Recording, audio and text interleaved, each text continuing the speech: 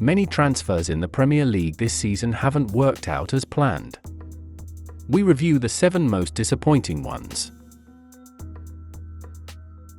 At 7th place we have Ryan Gravenberch. Liverpool missed out on Jude Bellingham and signed Ryan Gravenberch from Bayern Munich for £34 million.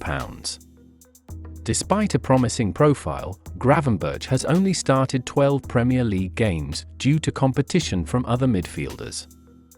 Reports suggest Liverpool might sell him, but some believe he can still succeed under the new manager.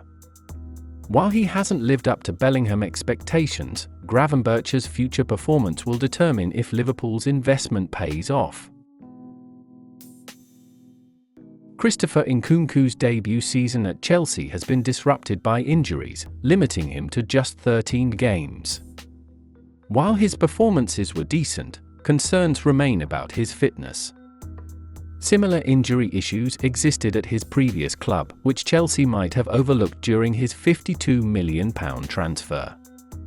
Despite flashes of his talent and versatility, Nkunku's lack of goals and assists reflects his struggles with peak fitness. Chelsea needs reliable attackers, and Nkunku's return from injury should be cautious to avoid further setbacks and maximize his potential impact on the team.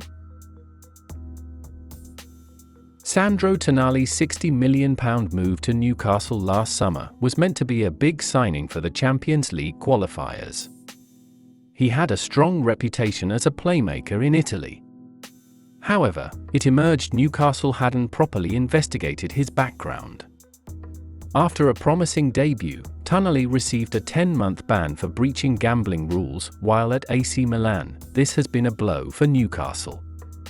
They spent a large chunk of their transfer budget on a player with an undisclosed addiction. Tonali can play again in August, but the team's midfield issues and missed opportunities for trophies highlight the negative impact of this transfer. At number 5 is Matheus Nunes. Pep Guardiola praised Nunes as one of the world's best upon his £53 million move to Manchester City, raising expectations. Nunes hasn't lived up to this hype, starting few Premier League games, mostly against weaker teams. Despite his skill with the ball in tight spaces, Nunes gives the ball away more than established players like Bernardo Silva. He seems to be trusted by Guardiola only in comfortable situations. Nunes, still young at 25, can turn things around. He'll need to adapt to City's tactics and improve ball retention to earn a bigger role. Sofiane Amrabat impressed many at the 2022 World Cup, leading Morocco to the semi-finals. Manchester United fans hoped he'd solve their defensive midfield issues on loan from Fiorentina. However, his performances haven't matched his World Cup form. Amrabat has struggled defensively, often out of position, and been careless with the ball. Injuries forced him into different roles, but he seems to lack the stamina or focus for a full game. With his loan ending, United likely won't miss him.